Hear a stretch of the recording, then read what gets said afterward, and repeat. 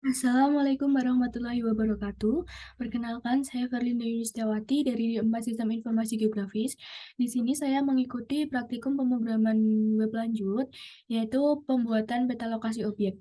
Nah, peta lokasi objek di sini pertamanya yaitu mengatur pada .env. Nah, .env di sini sebenarnya berasal dari env yang di save as itu menjadi .env. Nah, di sini karena .env di sini mengatur tentang sistemnya, ada yang di-comment, ada yang tidak. Nah, untuk perubahan yang dilakukan pada .env yaitu melakukan, uncomment pada CI environment dan, untuk CI environment-nya diganti development. Kemudian untuk base URL-nya juga lakukan uncomment. Nah, untuk HTTP localhost PGWL peta lokasi objek publik ini merupakan source atau base URL dari aplikasi peta lokasi objek ini. Nah, selanjutnya mengatur pada objek.php. Nah, objek.php di sini berfungsi sebagai base controller dari peta lokasi objek. Nah, peta lokasi objek di sini dalam kelas objek berupa extend base controller itu mempunyai public function berupa index. Nah, index di sini return view-nya berupa vinput, kelas vinput. Nah, selanjutnya kita mengatur pada kelas vinput. Nah, kelas vinput di sini mengatur tentang apa aja yang mau ditampilkan dalam web yang akan dibuat. Misalnya ada menambahkan button, kemudian menambahkan peta, menambahkan kolom dan lain sebagainya. Nah, untuk yang pertama, yaitu di sini menggunakan viewport dan menggunakan atau bootstrap demo title-nya. Nah, untuk link dari bootstrap yang digunakan ini, kedua ini, kemudian style map. Nah, style map di sini berfungsi untuk mengatur tampilan dari map yang akan ditampilkan pada web, yaitu height-nya berupa 400 px, kemudian width-nya berupa 100%. Nah, apa aja sih yang mau ditampilkan di body? Nah, di body di sini ada div class container. Nah, di sini ada class card, kemudian untuk judulnya yaitu input data.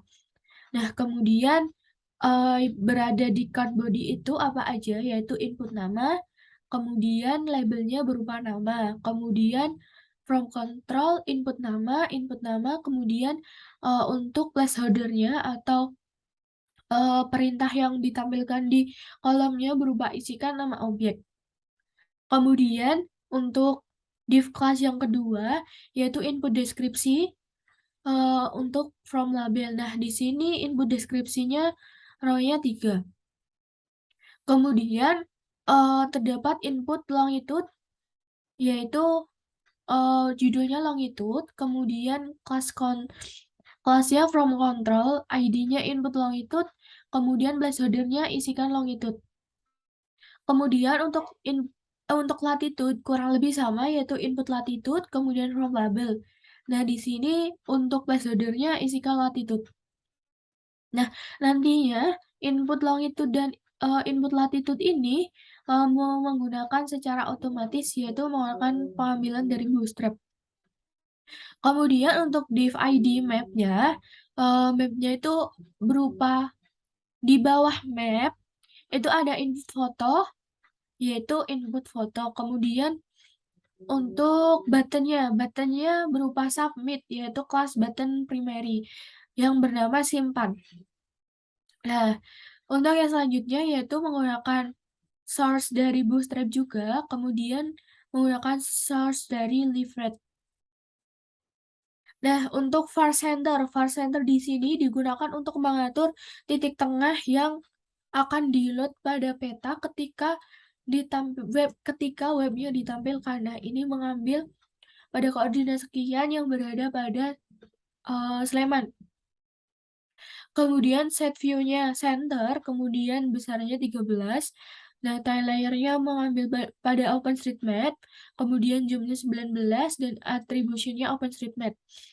Nah, untuk markernya, var markernya marker center, kemudian di sini ada Draggable-nya true. Nah, di sini draggable tuh agar, markernya dapat digeser. Nah, kemudian event dari dragon-nya yaitu mempunyai function E. Nah, di sini, eee, untuk, event-nya untuk mengatur markernya dapat digeser dan dapat mempunyai informasi latitude dan longitude. Kemudian map movement.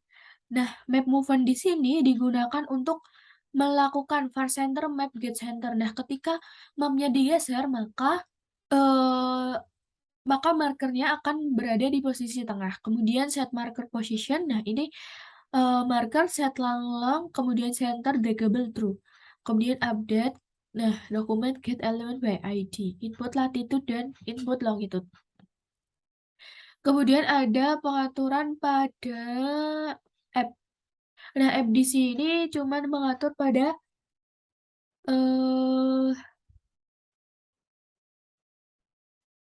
pada public index page yang tidak diisi dan localhost yang digunakan.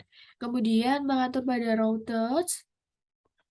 Nah, routers di sini yaitu menggunakan set auto route agar nantinya dapat, menampilkan tanpa mengubah rute secara satu persatu. Nah, untuk menjalankannya, yaitu dengan localhost, kemudian, pgwl. Nah, tampilan awalnya kurang lebih seperti ini, tadi judulnya input data, kemudian terdapat nama yang mengisikan objek, kemudian deskripsi, kemudian longitude dan latitude. Nah, ini dia. Kita refresh, tampilan awalnya ada di Banyuradén. Nah, ini merupakan kawasan Sleman.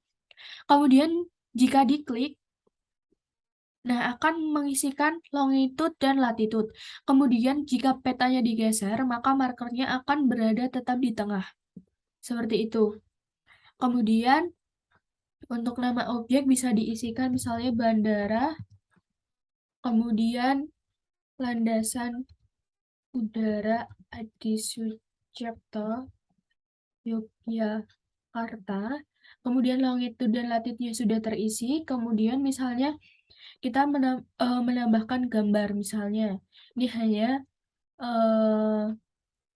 option saja. Nah, klik button simpan. Nah, karena simpan di sini belum diaktifkan fungsinya, maka belum dapat menyimpan data. Kurang lebih itu yang dapat saya sampaikan. Apabila banyak kekurangannya mohon dimaafkan. Terima kasih atas perhatiannya. Wassalamualaikum warahmatullahi wabarakatuh.